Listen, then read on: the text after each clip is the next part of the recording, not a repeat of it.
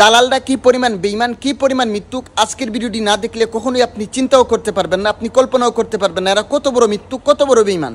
সবার কাছে অনুরোধ থাকবে ভিডিওটি সম্পূর্ণ দেখবেন, মানবতার খাতিরে ভিডিওটি শেয়ার করে দিবেন যেন মানুষ সতর্ক থাকতে পারে এই দালালদের থেকে।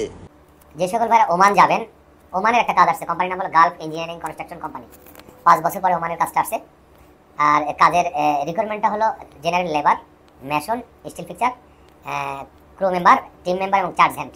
তো যারা ওমান যাবেন গালফ ইঞ্জিনিয়ারিং কনস্ট্রাকশন কোম্পানিতে আগামী শনিবার, রোববার, সোমবার অর্থাৎ 11, 12, 13 অক্টোবর যারা ওমান যেতে চাচ্ছেন অবশ্যই সশরীরে পাসপোর্ট ছবি নিয়ে উপস্থিত থাকবেন।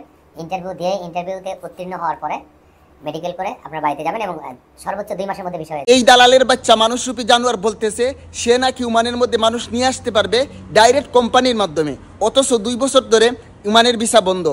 ওমানের ভিসা বন্ধ থাকার পরও সে কিভাবে নিয়ে আসবে ওমানের মধ্যে মানুষ? আপনাদের কাছে আমার প্রশ্ন, ওমানের মধ্যে কাজের জন্য কেউ চাইলেই ভিসা নিয়ে আসতে পারবেন না, কারণ ওমানের ভিসা হচ্ছে বন্ধ। এর জন্য সবাই সতর্ক থাকবেন, সাবধান থাকবেন। এরকম দালাল থেকে, বিশেষ করে এরকম দালাল থেকে আপনারা সাবধান থাকবেন। সবাইকে বলবো সবাই ভিডিওটি শেয়ার করে দিবেন, মানুষ যেন সতর্ক হতে পারে। মানবতার খাতিরে ভাই ভিডিওটি শেয়ার করে দিবেন।